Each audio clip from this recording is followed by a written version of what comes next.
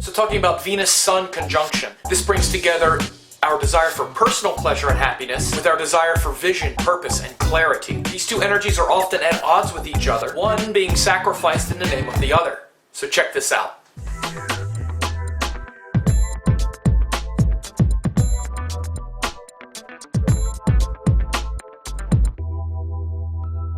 Talking today about a Sun-Venus conjunction.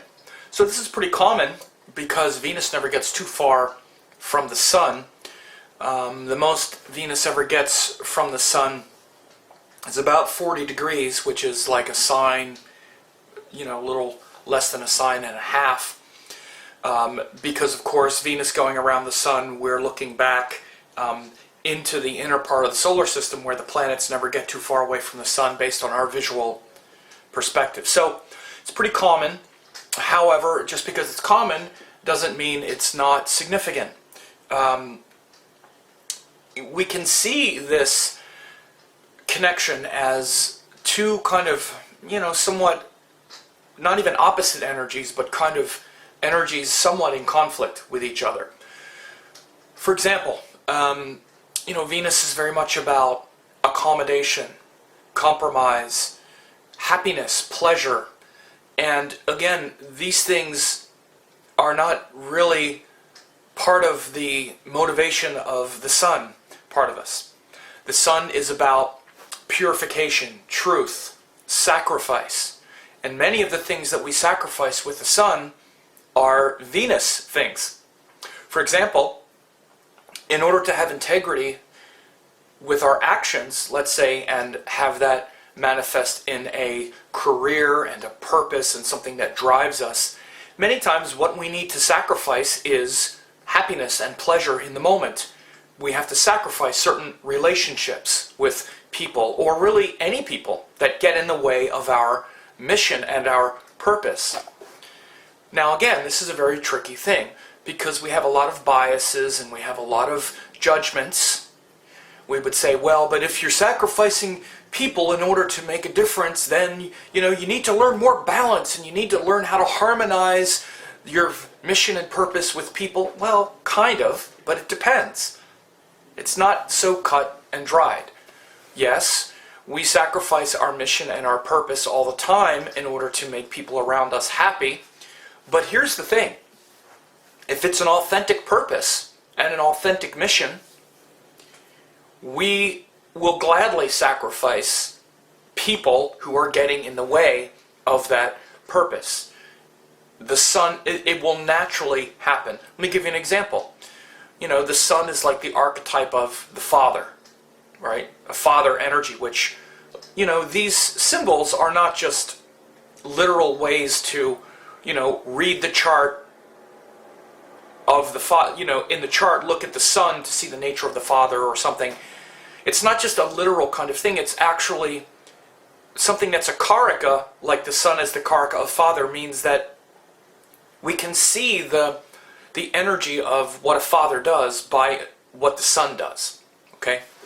So the father archetype and the Sun as the father archetype, or like the king archetype, shows that a father will sacrifice any people that get in the way of his mission to take care of his kids. Even someone who is a loved one. So for example, the father taking care of his family will, let's say that his parents are against one of his kids. A good father will sacrifice the parents in order to make sure that the kids flourish. And parents have to do this all the time. Parents often have a difficult relationship, let's say, with their parents, a mother or a father, let's say, and because they want to shield their children from the same, let's say, negativity that they grew up with, they may have to, put a firewall, literally, Sun firewall, between their parents and their children. And if parents can't do that, and they let, let's say, the children's grandparents or that whole family dynamic that screwed up the father a little bit, screw up his children, then they're just passing on this problematic legacy. For example, so you can take this to to also refer to a mission and a purpose. It's very easy to see things when we get into things like parents and children and whatnot. I use these examples a lot in my readings because you see people do things for their children or for their families that they then stop doing for themselves. For example, you'll see a person or a man who will gladly sacrifice their own personal happiness, like for example, put their dreams on hold, sacrifice even relationships with parents and other people in order to do the best for their kids. But what about do the best for themselves? Like in their own career and their own mission and their own purpose. When it comes to themselves, though, people start to waver. Well, I'm not really sure what to do, how to self-actualize, which is the highest nature of the sun. And I'll often refer them to children. And I'll say, do you have any kids? Yeah. Well, notice how you've done this for your kids. Notice how you're not so insecure and nervous about giving the best for your kids. Your higher purpose is very clear when it comes to something like your kids, because you know that you're not going to give up on your kids. You love your kids more than you love your own insecurities. But when it comes to your own work and your own career and sacrificing for a higher purpose, that's when you start to waver. So just notice these things, and this is a lot of this is a Venus-Sun issue. When someone is on fire for their work and their career, and even that career then becomes a kind of child that they love and something they want to create, the same kinds of things kick in. People that would get in their way and that would water down the purpose and the mission and the truth and the clarity, they will sacrifice, just like a parent might sacrifice even their relationships with their own lineage to preserve the integrity and the life path for their own children. Now, when you look at it from the Venus point of view, and by the way, those relationships and that comfort and that connection and that, come on, let's just get along and let's just compromise and let's, let me make sure my parents are still happy. That's the Venus thing. That is the Venus principle. Adults interacting with each other. Now you might say, well, that's my parents, but adults interacting with each other is the Venus domain. It's not a parent and a child, it's adults, because the reason you would have a good adult relationship with your parent isn't because you're their child, it's because you can now be two adults, for example. So Venus has to do with equals getting along with each other and knowing where to compromise, knowing where to draw the line. And the hook that gets us in that engagement is happiness and pleasure and joy and sharing beauty. That's what Venus is about. And we can experience that pleasure just for ourselves, or that joy and that happiness for ourselves in the form of some kind of pleasure, like with chocolate or food, sex, for our own benefit. Sex, though, brings in a more sophisticated nature of Venus where we want to share it. At least we should. And usually sex, and I mean authentic sex, not something where there's paying for it or some kind of exploitation, but between people that care about each other, or what we would like sex to be and what it is at its best is that sharing, where your pleasure gets magnified because it's shared with another, and then it becomes not just physical but also emotional. Because Venus then teaches us, if my pleasure comes at your expense, then I'm also not happy, then I'm suffering. And then the highest quality of Venus is where we find happiness in all things, in the form of bliss and beauty and joy just of life. So this strong desire is what gets us wanting to compromise with our parents even though they screwed us up. We don't want them to screw up our kids though, so the sun comes in and goes, no, this is where the line has to be drawn. But the hook is the desire for happiness, the desire for pleasure. It feels good when we can be extended beyond just what makes us happy toward what makes another person happy.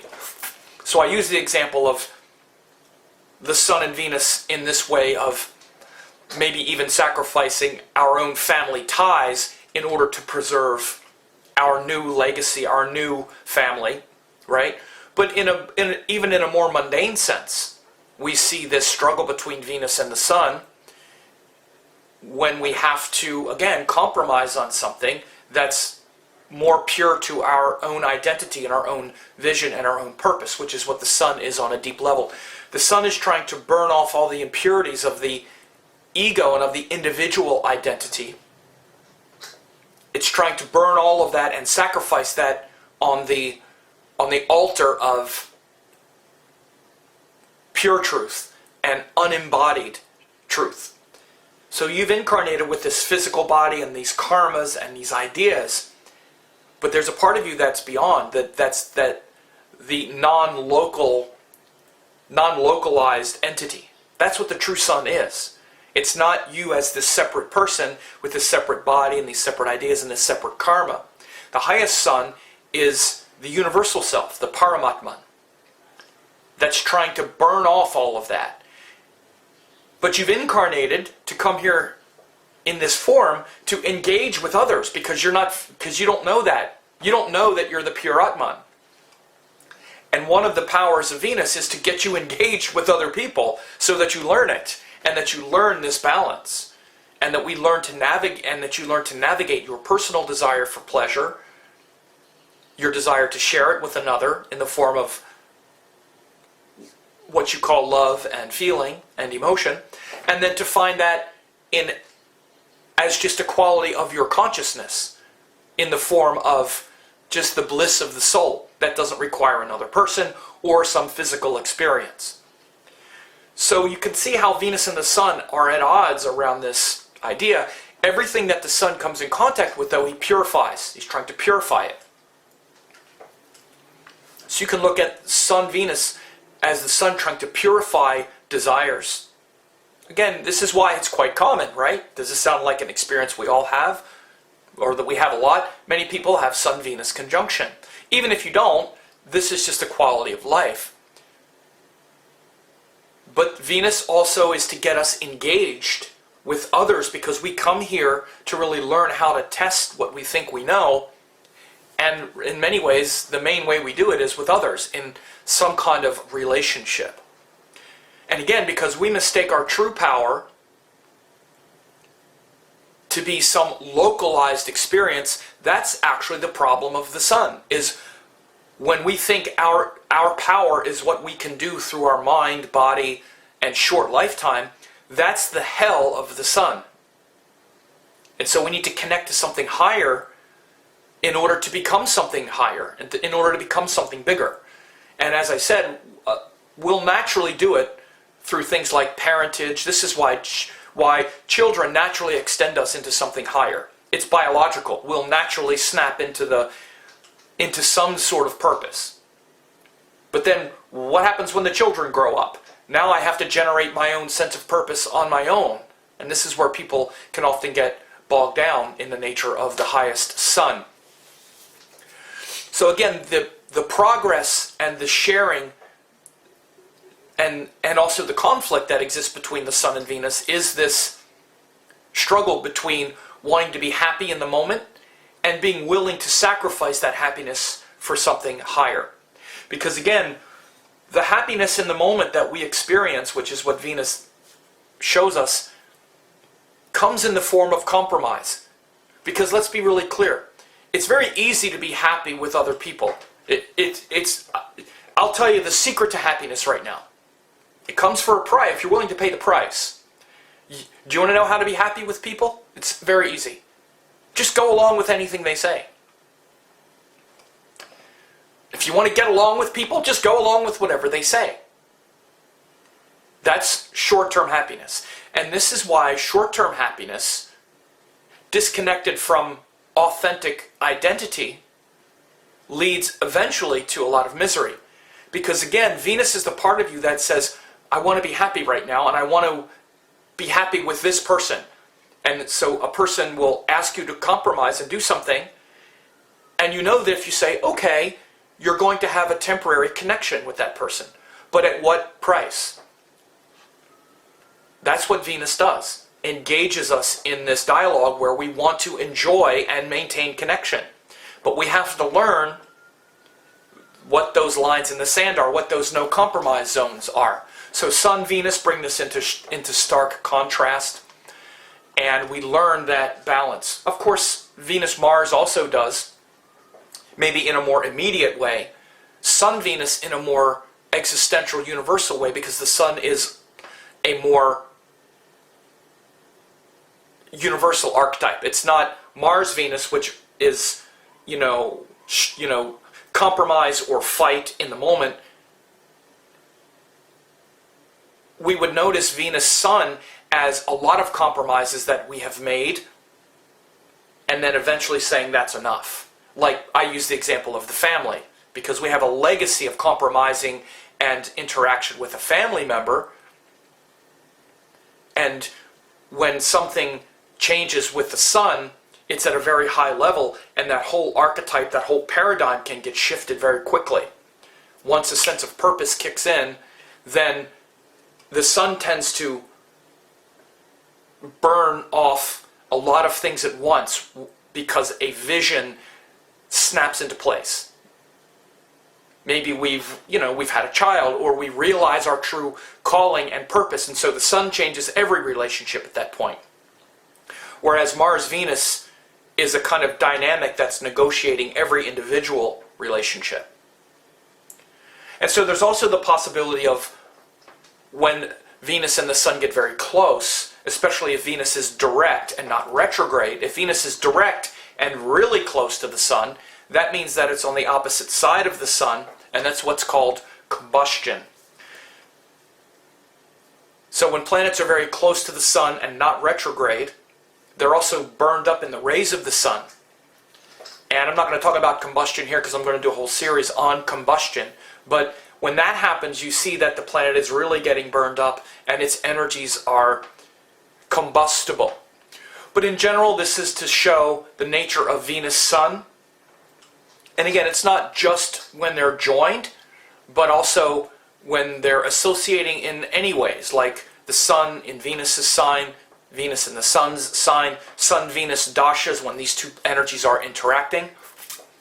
And you would see which one gets the better or the worst of it based on the sign elements. Like for instance, if it's Sun-Venus, let's say it's a conjunction and they're in Earth or air signs, usually Venus is getting the better of it because Venus rules Earth and air, and the practical nature of the Sun in the Earth, it becomes bogged down in connection and materiality.